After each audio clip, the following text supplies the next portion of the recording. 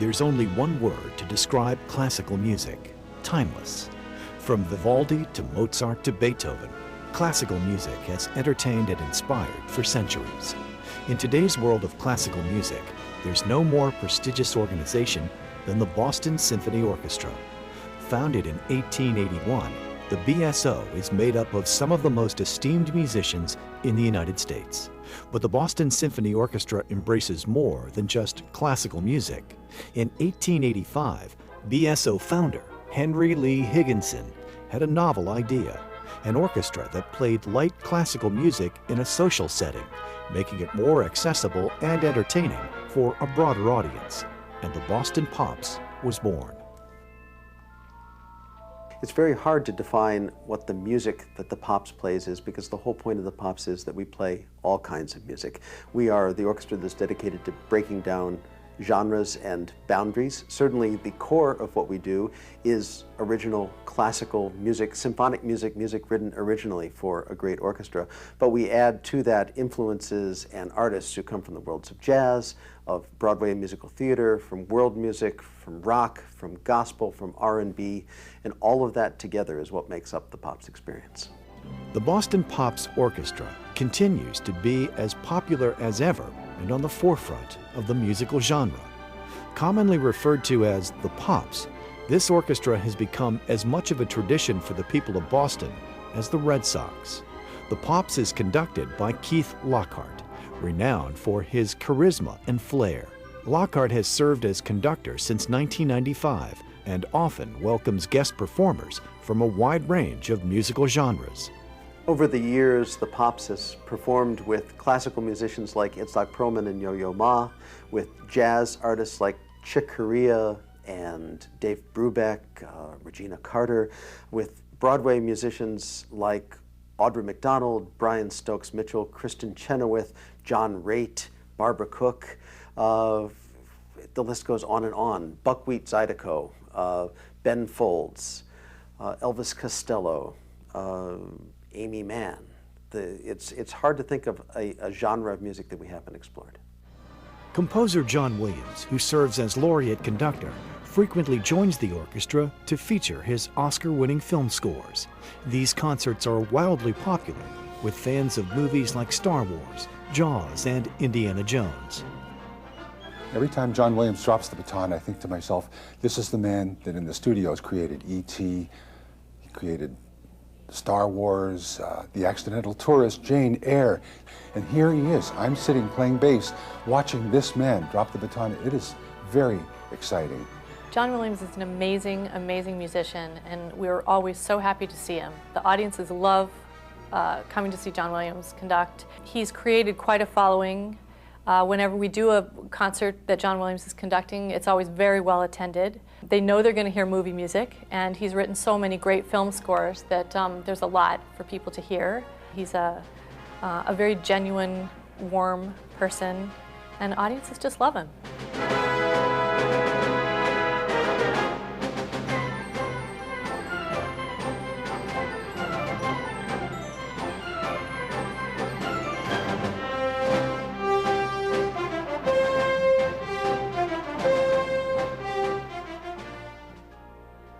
The Pops performs at historic Symphony Hall in Boston and during the summer at Tanglewood in western Massachusetts. Set at the foot of the scenic Berkshire Mountains, Tanglewood has become a destination for music lovers. This open-air venue draws young and old to experience the Pops music on warm New England nights. Tanglewood has always just been such a relaxing, beautiful setting to hear music for both seasoned veteran music appreciators and little kids. I take my kids to the Sunday concerts. And so, of course, it's much different than Symphony Hall, which is a very formal, beautiful setting. Just listening to music out under the stars is just about as great as it can get, I think. Keith Lockhart and the Pops are actively involved in inspiring young musicians and giving them once-in-a-lifetime opportunities to pursue their dreams. I think part of our legacy as musicians is helping give a leg up and inspiration to the people who are going to follow us. And of course, for any musician, for anybody who's passionate about anything, watching younger people come up ready with an incredible amount of commitment and ability to take over the roles of being important musical advocates in the future is thrilling to us. It's a very important part of our mission. We take it very seriously. Over the years, we have supported many young artists making their debuts with the Boston Pops, outstanding young pianists, violinists, cellists who have gone on to significant soloist careers, and we're very proud of that record. 2010 marks the 125th anniversary of the Boston Pops Orchestra. By blending classical music with current, the Pops will surely be as popular for another 125 years. It's a great organization, and it's a wonderful group of people, and I'm really honored to be a part of it. I don't think that I ever really imagined what I would be doing when I was playing the violin when I was small. But I've always enjoyed playing in orchestras, and when this opportunity came along for me, I jumped at the chance. Had never been to Boston before, but now Boston is very much my home, and it's a fantastic organization to be a part of. In 1970, if I had thought to myself, I'm going to audition for a job that will give me a lifetime of joy and fulfillment, a salary, affiliation with a strong, well-run arts organization, I don't know I had no way of contemplating that.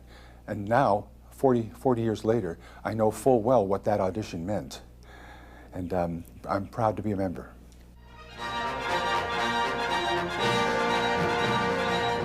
My favorite kind of music, I'd have to say, is in the contemporary category, but not in the really far-out contemporary category.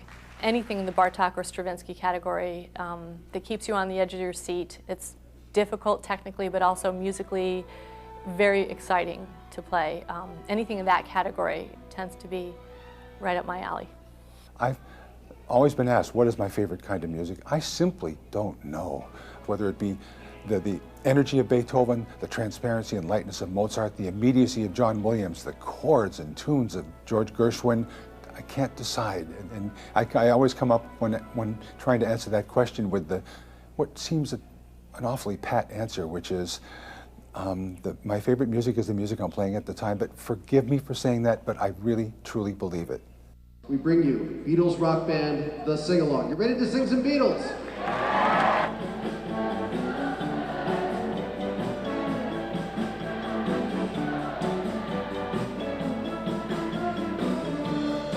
Well, the Boston Symphony and the Boston Pops together form one of the most potent musical organizations in the entire world. We literally reach millions of people each year, and that's an incredible legacy. It's incredibly important, not just to Boston and to this region, but really around the country. So it's always important that people who really love the art form of great music reach out and help support us so that we can do this same vital job generations from now. I think when I look down the road 25 years, 50 years, 75 years, 100 years into this wonderful history, I still see this as being the ensemble that makes new fans and new inroads for the world of great music.